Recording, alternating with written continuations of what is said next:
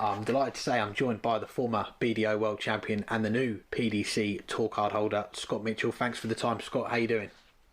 I'm very good, thank you. I'm still riding the crest of a wave, I think.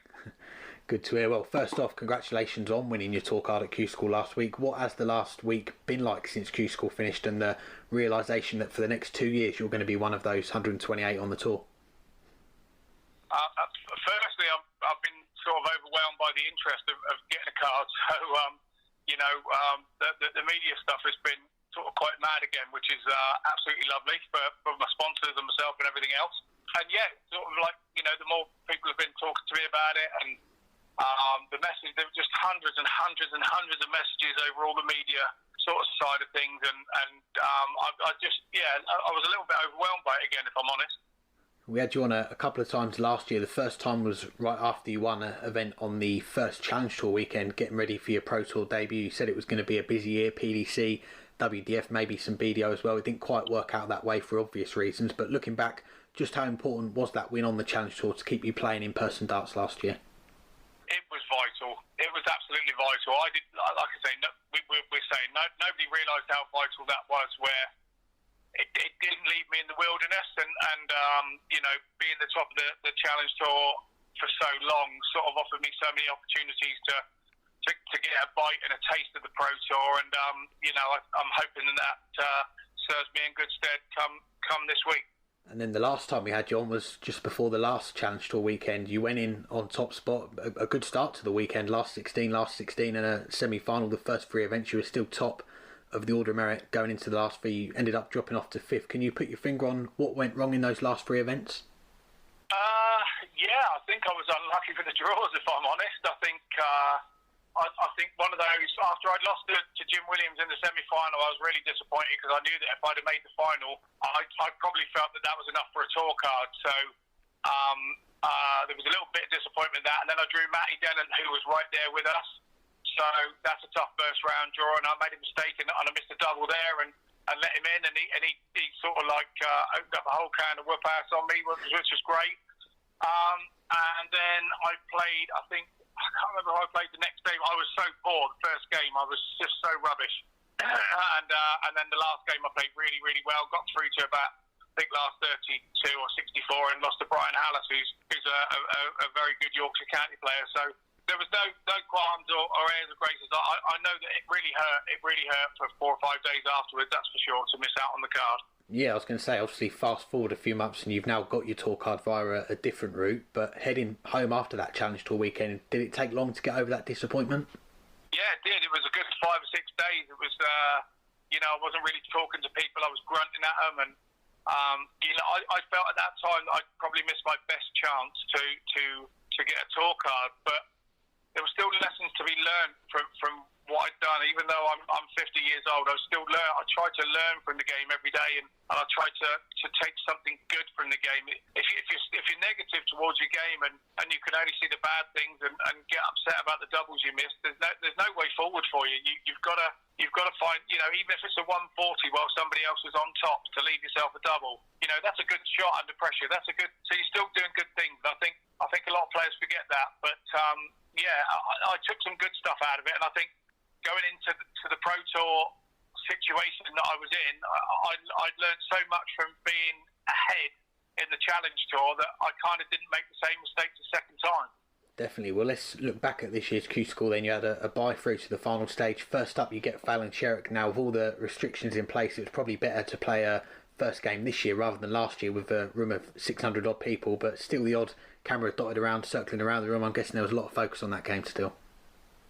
Yeah, there was a lot of focus on the game, and bearing in mind I hadn't sort of stood up and played against somebody since the start of November in the last Pro Tour, and so they'd had women's qualifiers and all this sort of thing for Ali Pali since and what have you. So I was really nervous anyway, because the bookies had put me at 1 to 2 to get a card, and I sort of noticed that and probably made too much of it. But I felt going in, I felt really, really confident of getting a card. So when you haven't played for 4 months, and then you don't really want to draw Fallon at that point. You're looking for a nice little way to ease your way in. And to be fair, Fallon played absolutely fantastic. Every time I missed something, she hit it, and we're friends anyway, and when we've done sort of like travelling with England together and stuff, so there's no animosity between either of us. I'm so pleased she played well, and probably that's part of the reason it probably bucked my ideas up for the rest of the week. If I'm honest, she did me a favour more than a hindrance. Excellent. Well, day two, and Jack Main, one of the stars of UK Q Score, it turned out to be, throws a 103 average against you in the first round. The third day, you pick up a couple of wins though, some high 90 averages. Did you feel like the game was there to then have a big run on the final day? I thought the game was there the day before against Jack Main, to be honest. It was Jack was on 133 average after 3 legs, and I'm sat there still in the game thinking, I've not done a lot wrong here. I've not done a lot wrong here. The kid's playing brilliant. He was off the high of making the final the day before, seeing something and seeing the situation for what it was. You do that when you're a little bit older. But in the fourth leg against Jack, I missed a double top to go 3-1, and then I won the next 2 after that in 15 and 14 or something. So I could have been 3-3 with Jack. So again, I took that into the next day. The averages were great the next day. Joe Mernon played better than me and knocked me out in the third day. But you wake up on the fourth day knowing you've not really had a chance to show and shine, if that makes sense. And you're looking for a reasonable draw, and then you draw Alan Norris first game. Well, you get that chance to shine on the final day. You go all the way and win that event. You win your card during the day, so you don't have to win it outright in the end. But when did you find out that you'd done enough, and what were the emotions like when you got told you're in? You've got to talk out? Well, I was told before the semi that they think that I'd done enough, and I was like, well, I can't be sure of that. When somebody said they think, somebody else said, no, I'm sure you've done enough. But that was two people that told me, and 2 people that told me slightly different things. So I went in just playing Andy Gelding thinking that I had to beat him, to be sure.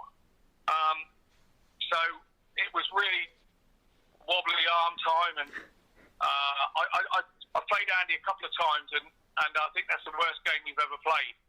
But to come out on top of it, that was when the kind of emotion hit. I had to go off, and most people know me that watched me play before and know how I am. I am an emotional person. I am sometimes over emotional, but to know after that game that I had a card was pretty special. I had to take myself away for 5 minutes, but the family were all watching at home, knowing that I had a card. Yeah. So I'm playing Andy, and they can see that I'm struggling, and they just couldn't tell me. They just couldn't say that yes, you're definitely home safe and dry. So once I won a couple of legs in that game, so that was great. So that then left me playing Danny Baggish and in the final, and once you've gone that far, and okay, you've got the car, but it's a much nicer statement to win the final and make it outright, if that makes sense.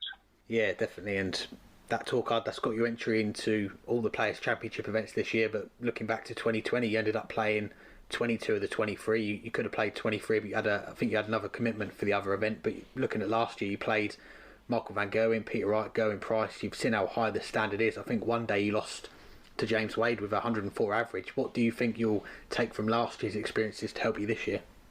I'm just hoping that I've learned lessons from last year. There were games that I made some massive mistakes during the game. There were games that I mentally got wrong approaching the games with other players, and I think I learned an awful lot with that. There are no easy draws over there. From 1 to 128, there's no easy draw. There's more favourable draws, but there are not what you would say as an easy draw. So you have to prepare yourself for the first game like you're in a final elsewhere. So I've learned how to prepare myself a little bit better for those first games, whereas probably in the BDO there'd be a couple of hundred on boards, and you'd be lucky to get sort of like half an hour of decent practice before you start. Well, there's none of that problem in the 128s and the Pro Tours, and it's making sure you prepare yourself right and practice for long enough beforehand, because obviously we started earlier in the BDO at 10:30 or 10 o'clock at some places, and if we were abroad, obviously they were an hour ahead, so effectively you start at 9:30 in the morning. So there's lots of changes and lots of things that I learnt last year that are very different from my BDO sort of 10, 12 years, and I've got to take those learnings and trying to remember them rather than forget them from last year. Well, it's not long to wait either. The first lot of Pro Tour events start this Thursday in Bolton, then you've got the UK Open the following week, an event which you've played in before in 2007 on TV against Yellow Class. And what do you remember about that event? Well, to be honest, to go back to Bolton after 2007, and that was my first real appearance in the big time. It feels like, we've done 14 years and I've done full circle, and I'm back at the PDC, and where are those other 14 years gone? But I'm really looking forward to it, and obviously the UK Open playing Yellow. I remember that still like it was yesterday. I remember Yellow having a chance of a 9-darter in one leg, and he missed it, and I went out in 12 because I had to throw on a 1-4-6. Still my favourite finish ever. And I give it the large one, and I think it was Nigel Pearson and a couple of was one of the commentators on the start on the day, and Nigel and I have become friends since. So I'm just looking forward to going back to the UK Open. It's kind of where it all started, and hopefully I won't get too nostalgic about it, and I can get my head on and try and get my game out there, because that's all you can do. It's over on the PDC side, you've just got to work out how to get your best game out there as often as you can. So because anywhere anything mediocre isn't going to be good enough. So it's working out how to get your best game out there. But I'm really looking forward to the UK Open. And I know for a lot of years, particularly after you won the world title at Lakeside, people asking you, will you ever go to the PDC? And 2020, circumstances changed, the darting landscape changes, you go to Q School. A year or so later, you are now one of those 128 tour card holders. Does it feel a little bit surreal? Because probably not so long ago, darts fans were probably thinking that you'd be one of those people that would always stick with a BDO. Yeah, I think there is that. I think the darts fans did think I was a bit of a lifer, and I in 2015 when I won the World Championships, I've got to be honest, I thought that I was going to get an invite over then. Stephen Bunting had the year before, and that year I was actually set up and ready, and the sponsor said, you're going to have to step up now, we're going to come with you, we'll go to the PDC, and we'd all sort of seen it as a foregone conclusion that I was going to get invited. And then there was a bit of a shock when I saw that Barry Hearn had tweeted and said, if Scott Mitchell wants a card, then he's got to come and get one. So that was a decision to stay with the BDO and do the best I could for the trophy, and with the trophy, as Stephen had gone and Christian Kist had gone a couple of years before, so we hadn't had anybody that actually won the trophy and stayed. So that was kind of dictated to me then, and then like you say, the situation with the BDO had become untenable, and I'd already decided a few months before any of the O2 and before after the World Masters debacle, really, with the draw and everything, it was time to go and have a go. And there would always be a part of my darting life that had I not gone to try and get a card, I'd have walked away from darts one day with feeling that I hadn't probably achieved, or I hadn't completed my dream, or hadn't fulfilled my darting ambition, really. So no matter what happens from here on in, I've probably maxed out with what little ability I do have. Well, speaking of the BDO, I'm not going to go into current things going on, but looking at the positives for you during that chapter of your career, aside from the world title, the England caps, can you tell us maybe some of the memories that will stick to you that people might not know? I remember you tweeting me last year when after I got a shirt from Stompe, you said that he gave you loads of cheese one day. Yeah, I was there's loads of little stories like that. Stompe, we were at the Binder Masters, or the Zydedown Masters at the time, and I had these. There's a lovely cheese out there, and I can't remember what the name of it is. It's a Dutch cheese. It's got a few little seeds in it and stuff. I absolutely love it. It's quite a strong cheese. And I was sat at breakfast with Stompe. I had some on my toast. And I said, I love this cheese. And next thing you know, Co goes out and comes back with like a kilo of this cheese and a cheese slicer. He said, there you go, mate, go for your life. And it's just like, this is a legend, Stompe buying me a block of cheese. There's other ones. There's Andy Fordham has become a great mate, and I was only speaking to him last night actually, and he took me to the German Open a couple of years ago. When he went, so we drove over. So we went with him, and I went over, and he's outside. He's got knocked out. I'm in the final inside. I think I was playing Tailknickers, or may have been. I can't remember. Whoever I was playing in the final, anyway. I'm on stage and my phone goes off. So I go to the water table and pretend to change a flight, put my phone on the top of the thing and look at it. And it's Andy. He's texting me from outside. They're doing tractor pulling out here, son. You've got to get out here. There's tractor pulling outside the venue. I'm inside playing in the German Open final. And Andy's sending me messages while I'm stood in the final. So there's lots of great stories that I have from my BDO days, and they kind of mould you into the player that you are and the character that you are within the game. So there's some good people out there, and I can't thank them enough. Good times, and hopefully some more to come. Obviously, yesterday we had some hopeful news on fans coming back and possibly an end to all the restrictions that we're under right now with the virus. We posted a video on Twitter of your invisible dog walk on at Lakeside. Good fun, that. Could we see it come back one day?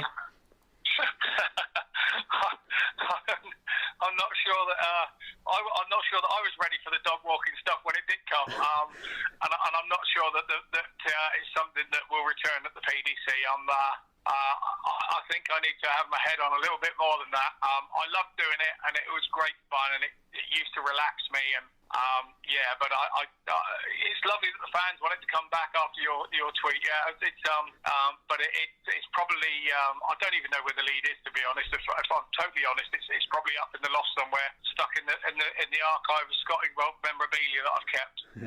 Yeah, let the darts do the talking. And we spoke, as I said, after your first Q school last year, and you mentioned your dad sadly no longer with us. He said that he didn't want you to go to the PDC. Now that you are a full part of the PDC and all the hard work that you've put in to get there, do you think he'd say you've done well and you deserve this opportunity? What do you think he'd be thinking right now? I think he would. I think to be fair, with the BDO situation, I think he would have probably said, advised me to come over. I think the reason he didn't want me to come over is because I was probably pretty comfortable in the top 10, living life as I was, not practicing very much, dedicating myself to the farm, and and that's not. I'm not belittling anybody in the BDO or any of the players or anything by saying that. It's just that I had got comfortable. I knew the system, and I didn't worry about things when I was there. So that's probably why he said what he said. I think having seen what's happened, he'd have been the first one to say it's time to go, son. It's time to move on. And I think that was probably in my head when I moved over really and tried to get a card last year. It was probably because he was telling me to do so. Yeah, and lastly, looking ahead goals-wise for the next 2 years, I guess like all the other new tour card holders, it's to get into that top 64 after year 2. But aside from that, any particular things you're most looking forward to potentially? Any events or venues that you could possibly play at? Well, I mean, I did another interview the other day, and they said, "Oh, you could go to the Winter Gardens. You could go to this." I mean, I've been to the Winter Gardens for a young farmers' national AGM, and danced till 3 a.m. on that very same floor that the guys play. So it would be lovely it would be a lovely full circle to go back there. That would be a dream to go to the Winter Gardens again in Blackpool, and because that was where my wife and I hadn't been dating long when we went there with the young farmers, so that would be really cool to go back there. And obviously Ali Pali would be great. But the goals for this year really are to try and qualify for the Players' Championship, try and qualify for Ali Pali. It's a difficult thing to do, first year, to try and start saying I want to be in this TV tournament, that TV tournament. You've really got to see how it starts off and go from there and see how the confidence is. But obviously the 2-year goal is to try and keep a card and have another third year and do things like that. I've always been a slow and steady wins the race type player, and the way that my life works is like that. I never got county right for a couple of years. I never got things sorted with Lakeside for a couple of years. So I'm one of those that takes my time to settle at times. So I'm hoping that the extra year sort of sees me in good stead. But I'm to keep the tour card at the end of the 2 years would be the biggest bonus. And I see no reason why not. The way that I'm playing, my averages are up there with everybody else. And if I can consistently hit those, you can't keep hitting them and then drop off into the 80s for 3 or 4 games. That can't happen. So if I can consistently hit those averages that we're seeing and we've been seeing for the last year, I don't think I'll be a million miles away from what I'm hoping for. Well, fingers crossed for that, Scott. It's always nice to have a catch up with you, and wish you all the best for the next 2 years, at least on the PDC tour. We're looking forward to seeing how you get on. Thanks, Alex, and thanks for the call, and thanks for letting me on again. It's always good to talk to you guys.